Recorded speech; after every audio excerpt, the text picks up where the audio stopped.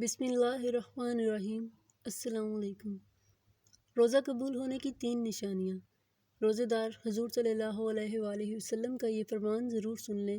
حضرت سیدنا داتا گنج بخش علی حجویری رحمۃ اللہ علیہ نے آپ صلی اللہ علیہ وآلہ وسلم کا فرمان نقل کیا ہے کہ روزے کی حقیقت رکنا ہے اور رکے رہنے کی بہت سی شرائط ہیں، مثلاً معدے کو کھانے پینے سے روکنا، آنکھ کو بدنگاہی سے روکے رکھنا، کان کو غیبت سننے اور فتنہ انگیز باتیں کرنے، اور جسم کو حکم الہی کی مخالفت سے روکے رکھنا روزہ ہے۔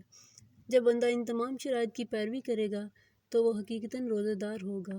آپ رحمۃ اللہ علیہ کے اس فرمان سے ظاہر ہوتا ہے کہ جب وہ حقیقتاً روزہ دار ہوگا تو انشاءاللہ اس کا روزہ بھی مقبول خدا ہوگا۔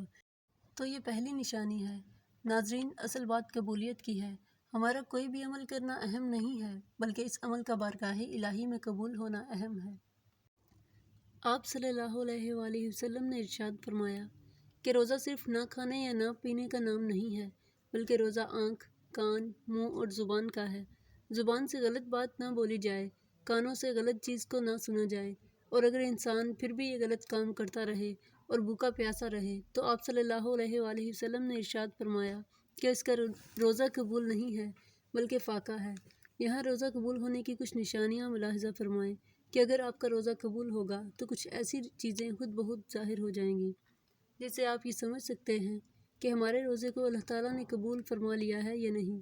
جب کوئی انسان روزہ رکھتا ہے تو پھر وہ بہت ساری احتیاط کرتا ہے کہ کہیں ایسا نہ ہو کہ اس کا روزہ مکروہ ہو جائے۔ روزہ دار کو ڈر لگتا ہے کیونکہ اس نے کھانا پینا چھوڑ دیا۔ اب جب روزہ دار نے سب کچھ ہی چھوڑ دیا تو وہ سوچ رہا ہوتا ہے کہ ایسا نہ ہو کہ ہماری چھوٹی سی غلطی کی وجہ سے ہمارا روزہ برباد ہو جائے۔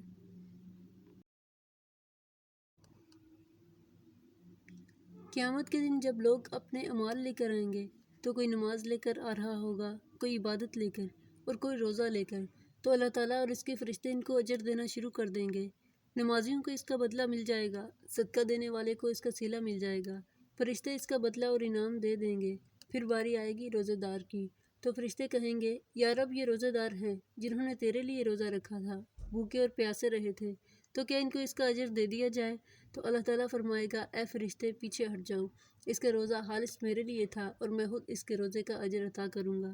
کیونکہ انسان نماز میں دکھاوا کر سکتا ہے، صدقہ دینے میں دکھاوا کر سکتا ہے، لیکن روزہ رکھنے میں انسان دکھاوا نہیں کر سکتا، کیونکہ وہ دل میں جانتا ہے کہ میرا بھوکا پیاسا رہنا ضائع نہ ہو جائے۔ جیسے کہا جاتا ہے کہ قبر کا حال مردہ ہی جانتا ہے۔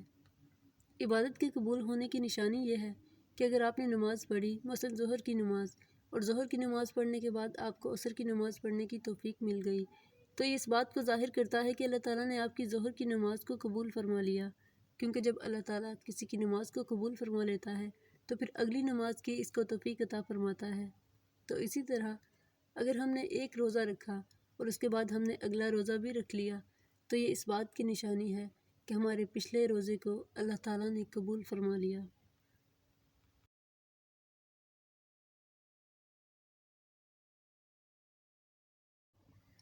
روزہ قبول ہونے کی ایک نشانی یہ بھی ہے کہ جب کسی انسان کا روزہ اللہ تعالیٰ کی بارگاہ میں قبول ہوتا ہے تو اس کو ذہنی سکون ملتا ہے، دل میں تقویت حاصل ہوتی ہے، اگلے روزے کی توفیق ملتی ہے۔ کچھ لوگ کہتے ہیں کہ روزہ رکھ کر کمزور ہو گئی، لیکن جب کسی انسان کا روزہ اللہ تعالیٰ اپنی بارگاہ میں قبول فرما لیتا ہے تو اس کو دیکھنے میں تو لگ رہا ہوتا ہے کہ انسان کمزور ہے، لیکن اندرونی ایک طاقت اور قوت جو اس کو ملتی ہے وہ بندہ محسوس کرنے لگتا ہے کہ ہمارے اندر کمزوری نہیں بلکہ ہمارے اندر توانائی آ گئی ہے۔ یہ روزے کا کمال ہے، اس لیے روزے کو ہرگز نہ چھوڑا کریں۔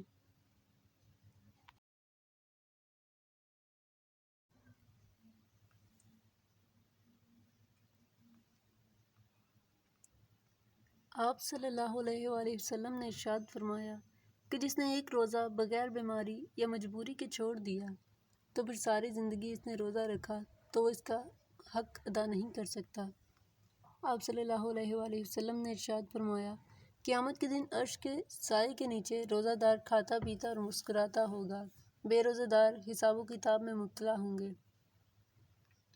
روزہ رکھنا اللہ کے نزدیک بہت ہی پسندیدہ عمل ہے۔ ہمیں حالت روزے میں ہر برے کام سے بچنا چاہیے۔